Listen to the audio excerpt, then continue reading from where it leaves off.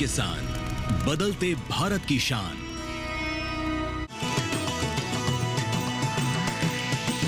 DD किसान, बदलते भारत की शान।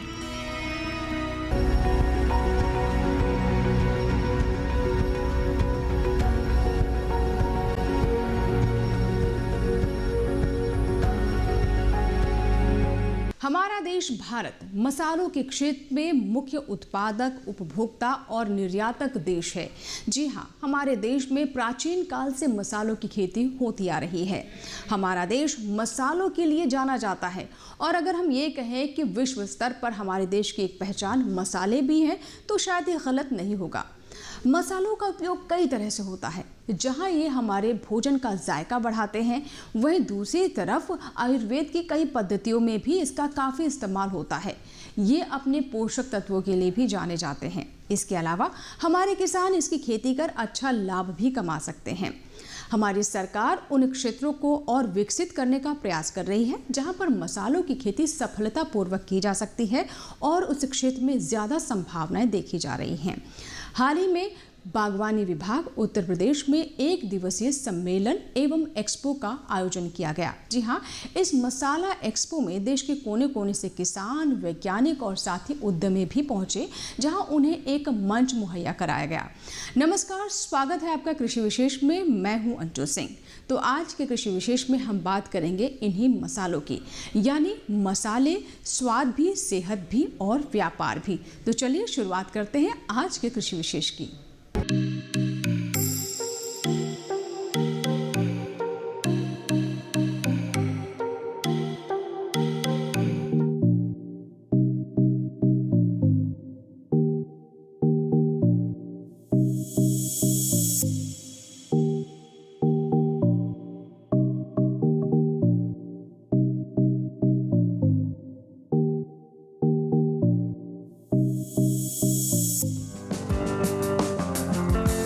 दिनांक 16 अगस्त 2024 को उत्तर प्रदेश लखनऊ में 1 दिवसीय मसाला सम्मेलन एवं प्रदर्शनी का आयोजन किया गया।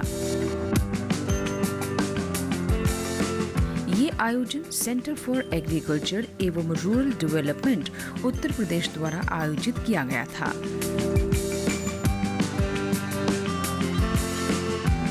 इस सम्मेलन का मुख्य उद्देश्य राज्य में मसालों की खेती, आपूर्ति श्रृंखला, मूल्य श्रृंखला, व्यापार संबंधों और बाजार को बढ़ावा देना था। ये सम्मेलन बीते 4 वर्षों से आयोजित होता आया है, जिसका काफी अच्छा परिणाम भी देखने को मिला है। किसानों और कृषि से जुड़े उद्यमियों को इस सम्मेलन और प्रदर्शनी से जुड़कर मसालों के विषय में बहुत सारी जानकारियां मिलती आई हैं। इस अवसर पर सेंटर फॉर एग्रीकल्चर एवं रूरल डेवलपमेंट के कार्यकारी निदेशक अरिंदम सिंह राय भी उपस्थित थे।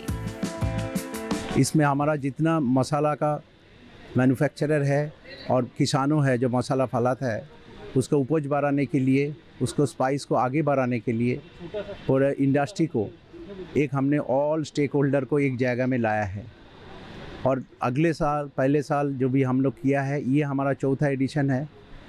पूर्व में इसका योगदान जो है हमारा आज कार्यक्रम का भारत सरकार का तरफ से मुख्य जो प्रधानमंत्री नरेंद्र मोदी जी का जो प्रत्याशित है, जिस भारत में स्पाइस का 23-24 में हम लोग जो बाहर एक्सपोर्ट किया $4.46 बिलियन, वो हमारे 12.3% का प्रतिशत हमारा इंक्रीज़ हो गया है।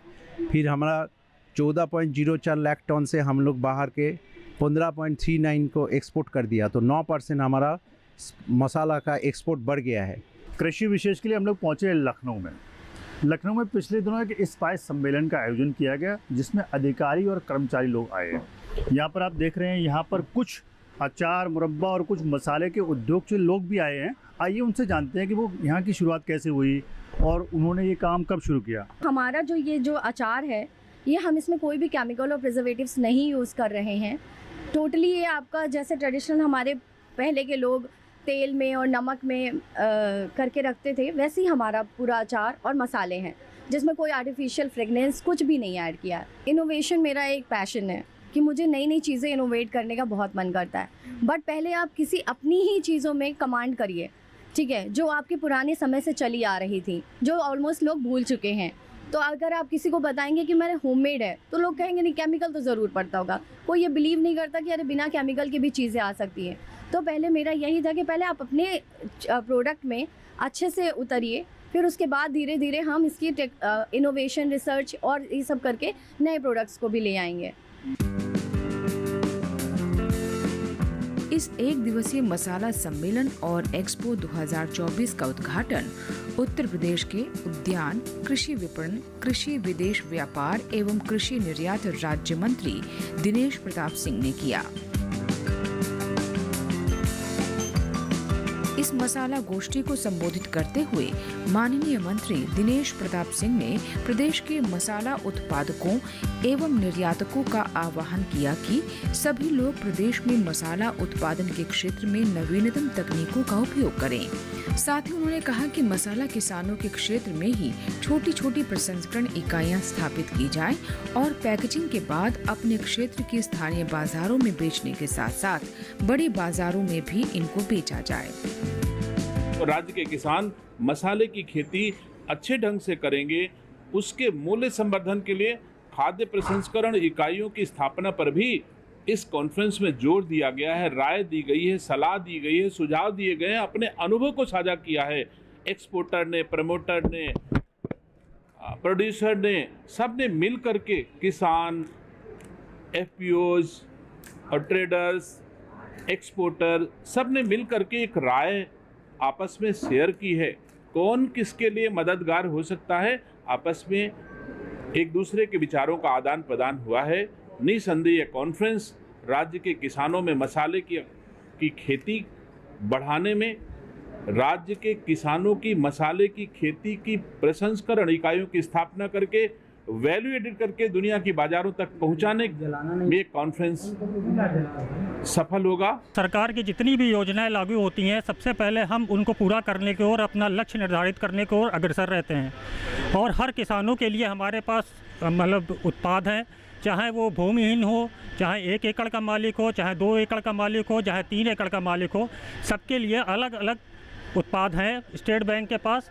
और ये लोन बड़ी आसानी से आपको मिल सकते हैं।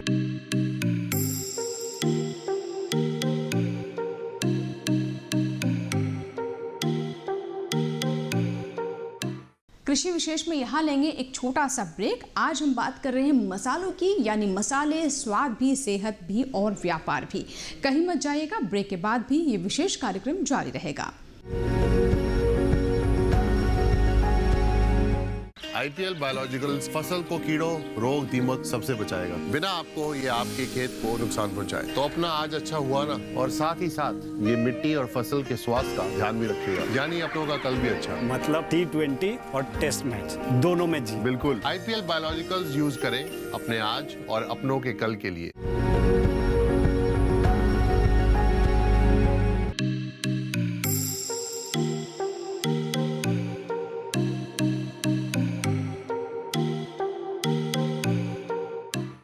इस एक दिवसीय मसाला सम्मेलन एवं एक्सपो में कई उच्च अधिकारियों ने भी हिस्सा लिया और इस बात पर चर्चा की गई कि मसाला के क्षेत्र में कैसे हम और बेहतर प्रदर्शन कर सकते हैं, कैसे किसान और साथ ही उपभोक्ताओं को एक मंच पर लाया जा सकता है, औद्योगिक विकास की दिशा में भी किस तरह के कदम उठाए जा सकते हैं। आइए देखते हैं, इससे जुड़े हमारी रिपोर्ट। हमारे देश के किसान अब जागरूक हो चुके हैं। वे अपने भविष्य को लेकर सजग हैं और निरंतर परिश्रम भी कर रहे हैं। यही कारण है कि खुद को और सुदृढ़ बनाने के उद्देश्य से छोटे किसान भी मेहनत कर उद्यमी बनने के लिए प्रयासरत हैं। एक दिवसीय मसाला सम्मेलन और एक्सपो द्वारा इन किसानों को आने वाले दिनों में मसालों के क्षेत्र में बन रही नई संभावनाओं से रूबरू होने का मौका मिला। साथ ही इस एक्सपो में देश के कृषि विभाग से जुड़े बड़े अधिकारियों से भी मिलने और उनसे आवश्यक जानकारियां भी प्राप्त हुई। इस अवसर पर उद्यान एवं खाद्य प्रसंस्करण विभाग उत्तर प्रदेश के अपर मुख्य सचिव BL मीना, उद्यान एवं खाद्य प्रसंस्करण विभाग के निदेशक डॉक्टर विजय बहादुर द्विवेदी उपस्थित थे। साथ ही पूर्व निदेशक उद्यान एवं खाद्य प्रसंस्करण विभाग लखनऊ डॉक्टर R.K. तोमर भी इस सम्मेलन में शामिल हुए थे। इसमें एक तरह से किसानों को और दूसरे जो उसके प्रोसेसर्स है मार्केटिंग के लिए एक प्लेटफार्म पर इनको सभी को लाया जाता है, जिससे कि जो उत्पादक है वो अपनी आय में कैसे वृद्धि कर सके। इसको दृष्टिगत रखते हुए सभी लोगों को जितने भी हैं, चाहे वो मार्केटिंग से संबंधित हो, चाहे प्रोसेसिंग से संबंधित हो, चाहे उत्पादन से संबंधित हो, सभी को एक साथ इस सेमिनार के माध्यम से जानकारी दी जाती है। और उत्तर प्रदेश जहां देखें जो असीमित संभावनाओं का प्रदेश है, यहाँ विभिन्न तरह के मसालों की पर्याप्त संभावनाएं हैं, चाहे बात हल्दी की हो, मिर्च की हो, धनिया की हो, जीरा की हो, ये सभी वे मसाले हैं जो इस प्रदेश में पूरी तरह से यहाँ उत्पादित किए जा सकते हैं और इसकी पूरी संभावना है। लेकिन किसान भाइयों को यदि इनसे ज़्यादा फायदा उठाना है तो उत्पादन से लेकर प्रोसेसिंग तक सभी प्रक्रिया को अपनाना होगा, तभी उसको उसके उत्पादन का उचित मूल्य मिल सकता है। इस एक दिवसीय मसाला सम्मेलन और एक्सपो में उद्यान विभाग उत्तर प्रदेश के अपर मुख्य सचिव BL मीना ने भी शिरकत किया। इस अवसर पर इन्होंने किसानों और उद्योगियों को संबोधित करते हुए आने वाले दिनों में मसाले के क्षेत्र में अपार संभावनाओं के बारे में खूब सारी जानकारियाँ दी। हम 5 करोड़ तक की सब्सिडी आप मसालों की पैकिंग करिए तो हम आपका प्लांट लगाने के लिए, और काफ़ी लोगों ने अप्लाई किया है। जो स्पाइसेस का बिजनेस है उसमें अभी और संभावना है, और वो संभावना कम से कम जो अभी आपकी जो रिपोर्ट है अगर हमें दे दें तो मुझे मैंने कहीं पढ़ा था 1 लाख करोड़ के उसकी है, जहां हमारे पास संभावना है व्यापार की भी, उत्पादन की भी, और ये पूरा मतलब अनटच्ड और अनटेप्ड फील्ड है उत्तर प्रदेश के लिए।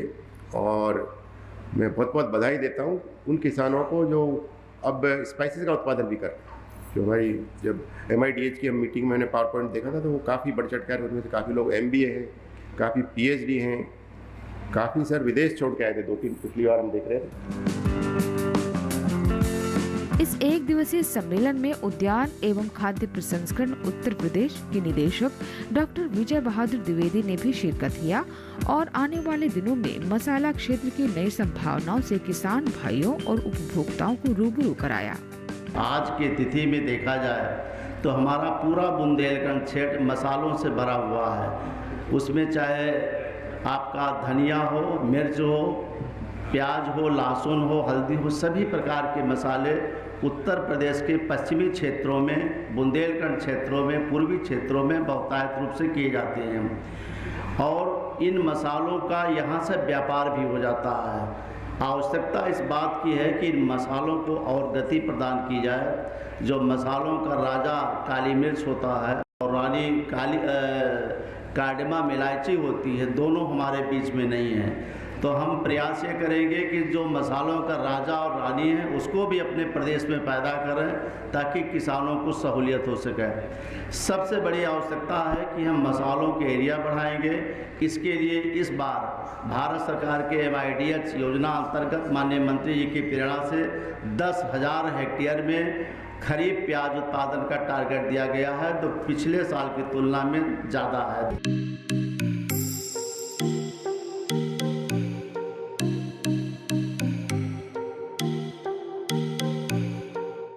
तो ये थी मसालों से जुड़ी रोचक जानकारियां। फिलहाल वक्त एक छोटे से ब्रेक का, कहीं मत जाइएगा। ब्रेक के बाद भी हमारी खास पेशकश मसाले, स्वाद भी, सेहत भी और व्यापार भी जारी रहेगी।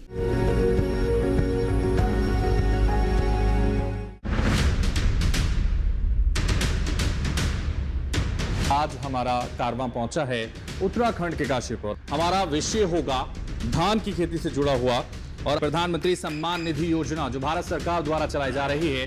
बासमती धान की मुख्य 3 प्रचलित वैरायटियों के नाम आपको बताने हैं। 1509, 1847, 1718। यहाँ की जो प्रचलित प्रजातियाँ हैं वो है पूसा 1121, पूसा 1509, पूसा 1637। प्रधानमंत्री सम्मान निधि योजना के लाभ अब आपको बताने हैं। 6,000 रुपये सालाना गरीब किसानों की बैंक में वो सीधे 2,000 रुपये की किस्त जाती है। साल में 3 बार किस्त किसानों को मिलती है, जो हमारे अन्नदाता हैं, किसान हैं। इसका सही जवाब हमारे जो किसान हैं चंद्रजीत जी ने दिया है।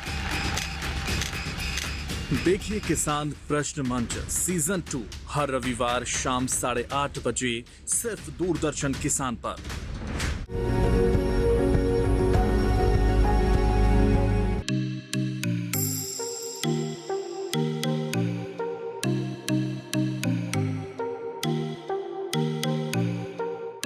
किसी भी कार्यशाला की सफलता इस बात पर निर्भर करती है कि उसमें किस तरीके से इससे जुड़े हुए लोग भाग ले रहे हैं। इस एक दिवसीय सम्मेलन और साथ ही एक्सपो की बात करें तो यहाँ पर भी कार्यशाला का आयोजन किया गया और देश के कोने कोने से कृषक उद्यमी भी यहाँ पर पहुंचे। उन्होंने भी अपनी उपस्थिति दर्ज कराई। आइए देखते हैं इससे जुड़ी हमारी रिपोर्ट।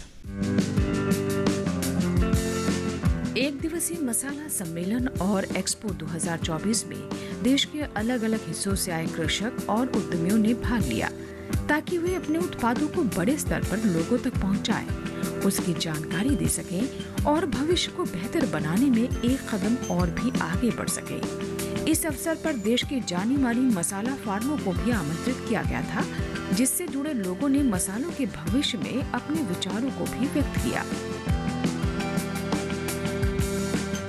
हमारी कंपनी में सभी प्रकार के मसाले आते हैं, जैसे लाल मिर्च पाउडर, धनिया पाउडर, हल्दी पाउडर, अमचूर पाउडर, गरम मसाला और ब्लेंडेड स्पाइसेस जैसे रायता मसाला, छोले मसाला, चना मसाला, हींग हमारी आती है। हमारे कंपनी के 3 प्लांट हैं। एक हमारा मिर्ची का प्लांट गुंटूर में लगा हुआ है, जहाँ पे एशिया की सबसे बड़ी मंडी है गुंटूर में, और एक धनिया का प्लांट हमारा बीनागंज में लगा हुआ है, जहाँ पे सबसे ज़्यादा धनिया आता है, और हमारा हल्दी का प्लांट हमारे दतिया में लगा हुआ है। हमारी कंपनी की मिर्ची की खास बात यह है कि अदर कंपनी की जो मिर्ची है वो लगभग 700 से 800 ग्राम यूज में आती है। हम लोग प्योर मिर्ची का यूज करके वो हमारी कंपनी की जो मिर्ची है ज़्यादा से ज़्यादा 500 से 450 ग्राम लगती है।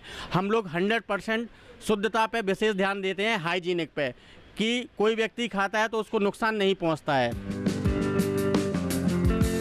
इस एक दिवसीय मसाला सम्मेलन और एक्सपो में कुछ प्राकृतिक खेती कर रहे किसानों ने भी भाग लिया था, जिनमें से एक थे उत्तर प्रदेश के गिरिजा शंकर मौर्य। इन्होंने 2017 में प्राकृतिक खेती शुरू की।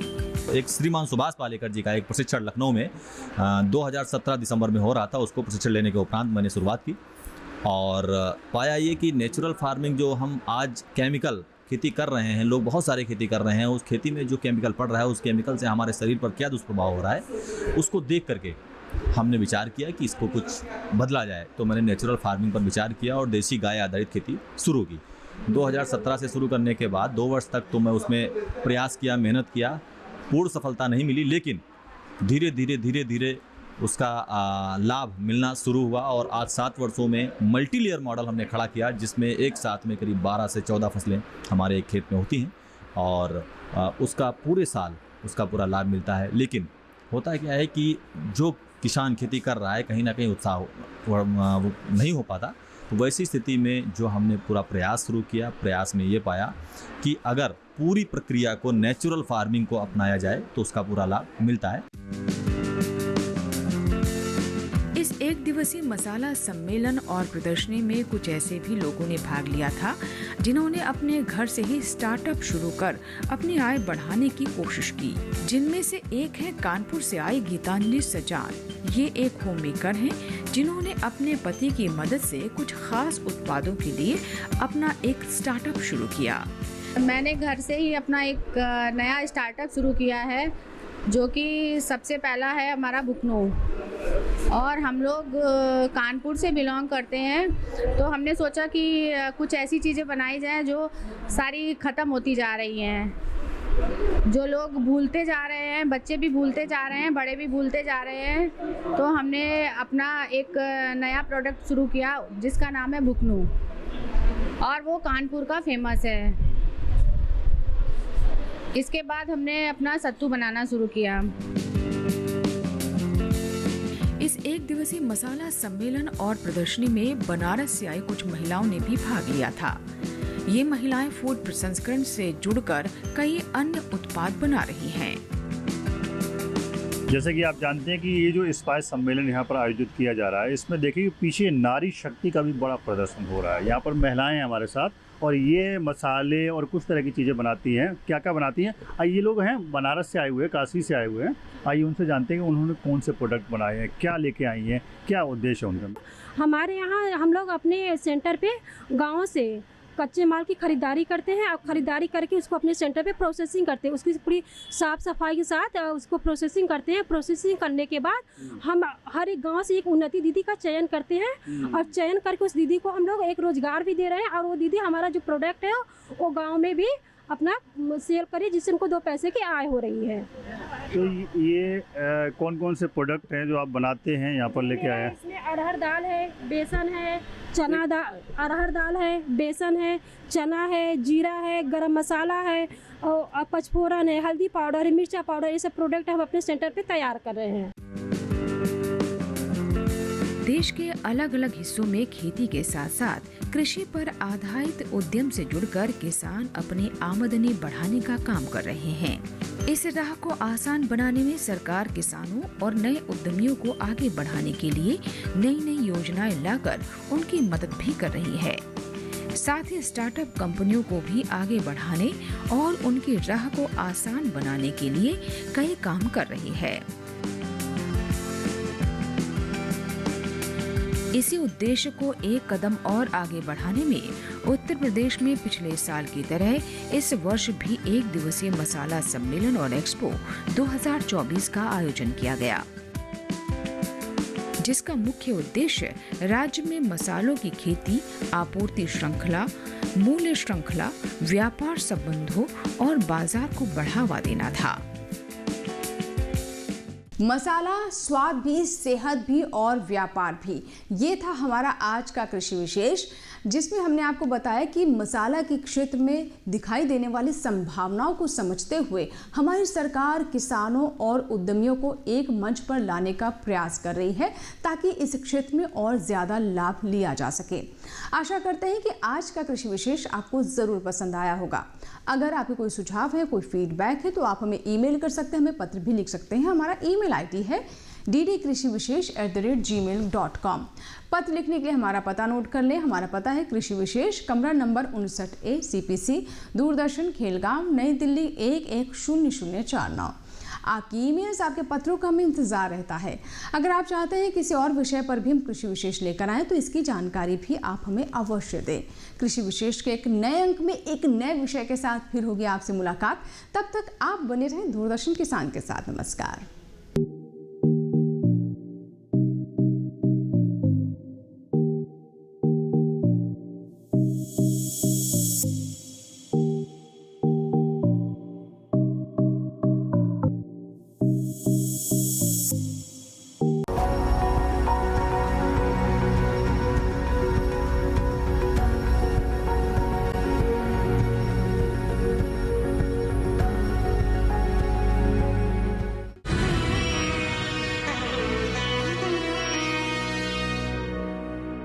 मन की बात है जन जन की, संघर्षों के कुछ किस्से, कहानी कुछ सफलताओं की, अनकही विरासत की, उम्मीदें नए भारत की। महीने के आखिरी रविवार का रहता है इंतजार। ब्रह्मपुत्र के घाट से हिमालय के विस्तार तक होती है मन की बात प्रधानमंत्री के साथ। तो सुनिए इस महीने 25 अगस्त सुबह 11 बजे मन की बात आकाशवाणी और दूरदर्शन के सभी चैनलों पर। इसके अतिरिक्त आकाशवाणी और दूरदर्शन के YouTube चैनल और प्रसार भारती के ऐप न्यूज ऑन एयर पर सजीव प्रसारण लाइव स्ट्रीमिंग के माध्यम से। तो याद रखें, रविवार 25 अगस्त सुबह 11 बजे मन की बात। नमस्कार किसान भाइयों और बहनों, आप देख रहे हैं मंडी खबर। मैं हूं आपकी AI एंकर भूमि। आज हम आपके लिए लाए हैं देश भर की मंडियों से ताजा तरीन भाव। सबसे पहले बात करते हैं गेहूं के भाव की।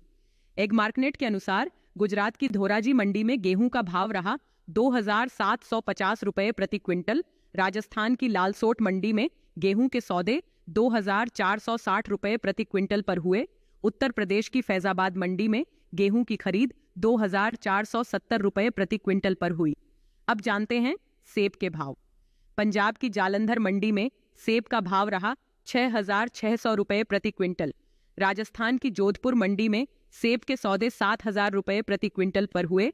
उत्तर प्रदेश की अलीगढ़ मंडी में सेब का कारोबार 8,900 रुपये प्रति क्विंटल पर हुआ। अब बात करते हैं अरहर के भाव की। गुजरात की धोराजी मंडी में अरहर का भाव रहा 9,530 रुपये प्रति क्विंटल। कर्नाटक की लिंगसुगुर मंडी में अरहर का कारोबार 11,000 रुपये प्रति क्विंटल पर हुआ। पश्चिम बंगाल की आसनसोल मंडी में अरहर के सौदे 9,900 रुपये प्रति क्विंटल पर हुए। सभी भाव आवक और गुणवत्ता के अनुसार हैं। तो यह था आज का मंडी भाव। आप देखते रहिए डीडी किसान। धन्यवाद। कान में तीली या कुछ और डाल के रखें कानों को साफ? क्या करनी भी चाहिए कानों की सफाई? जानेंगे डॉक्टर क्या कहते हैं।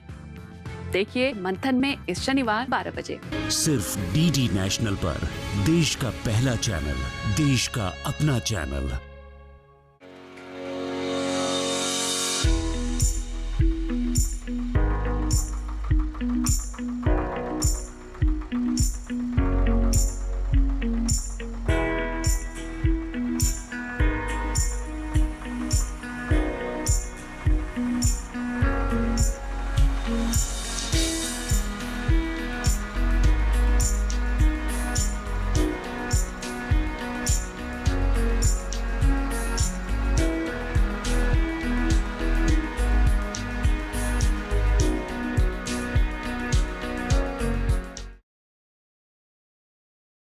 आर्यन का बिहेवियर बहुत अग्रेसिव होता जा रहा है। लेकिन एक छोटा बच्चा दो अलग अलग तरह से कैसे बिहेव कर सकता है? आर्यन के टीचर्स को उससे कुछ प्रॉब्लम है। मेरा एक्सपीरियंस ये कहता है उसके पेरेंट्स उसकी तरफ ज्यादा ध्यान नहीं दे रहे हैं। Anna, I know my son very well. और आईपैड में कुछ गेम्स तो मिले हैं। 6 बच्चे जो इस गेम को खेल रहे हैं उन्होंने सुसाइड अटेम्प्ट कर लिया। रोब्लॉक्स खेलने वाले कई लोग बड़ी एज ग्रुप के भी होते हैं और कई लोग क्रिमिनल्स भी होते हैं। आपके घर एलेक्सा है? देखिए साइबर क्राइम की दुनिया बच के रहना हर रविवार सुबह 9 बजे और रात 9 बजे सिर्फ डीडी नेशनल पर।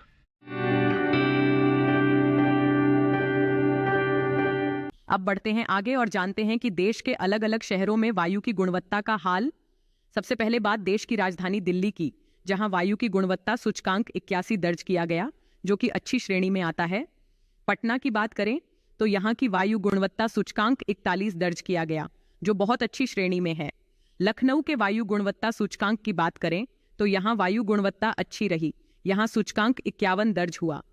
कोलकाता में वायु गुणवत्ता सूचकांक 161 दर्ज किया गया, जो कि संतोषजनक श्रेणी में है। वहीं हैदराबाद में वायु गुणवत्ता सूचकांक 95 दर्ज हुआ, जो कि अच्छी श्रेणी में आता है। बेंगलुरु में वायु गुणवत्ता सूचकांक 44 दर्ज किया गया, जो कि बहुत अच्छा है। वहीं पुणे की बात करें तो यहाँ वायु की गुणवत्ता बहुत अच्छी रही, यहाँ वायु गुणवत्ता सूचकांक 48 दर्ज किया गया। मुंबई की बात करें तो यहाँ भी वायु की गुणवत्ता अच्छी रही, यहाँ गुणवत्ता सूचकांक 79 दर्ज हुआ। वहीं अहमदाबाद में भी वायु की गुणवत्ता अच्छी रही, यहाँ गुणवत्ता सूचकांक 62 दर्ज किया गया। कृपया अपनी सेहत का ध्यान रखें। हम फिर मिलेंगे, तब तक के लिए नमस्कार।